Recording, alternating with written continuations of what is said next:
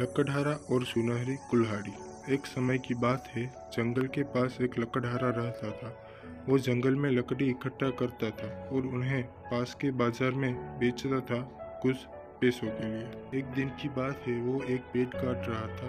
तभी हुआ एक कि गलती से उसकी कुल्हाड़ी पास की एक नदी में गिर गई। नदी बहुत ज्यादा गहरी थी और वास्तव में तेजी से बह रही थी। उसने बहुत प्रयत्न किया अपनी कुल्हाड़ी को खोजने के, लेकिन उसे वो वहाँ नहीं मिली। अब उसे लगा कि उसने कुल्हाड़ी खो दी है। वही दुखी होकर वो नदी किनारे बैठकर रोने लगा।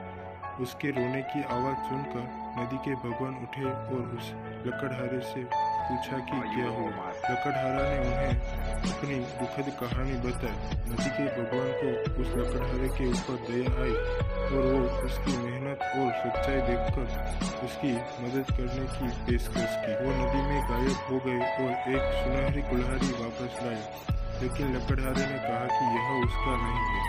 वो फिर से गायब हो गए और अब की बार उन्होंने चांदी की कुल्हाड़ी लेकर वापस आए, लेकिन इस बार भी लकड़हारे ने कहा कि यह कुल्हाड़ी उसका भी नहीं है। अब नदी के भगवान पानी में फिर से गायब हो गए और अब की बार वो एक लोहे की कुल्हाड़ी के साथ वापस आ गए। लकड़ी का कुल्हाड़ी देखकर लकड़हारा मुस्कुराया और कहा कि यह उसकी कुल्हाड़ी है। नदी के भगवान ने लकड़हारे की ईमानदारी से प्रभावित होकर उसे सोने और चांदी की दोनों कुल्हाड़ी भेंट की। सीख। इस कहानी में हमें यह सीख मिलती है कि ईमानदारी सर्वोत्तम नीति है।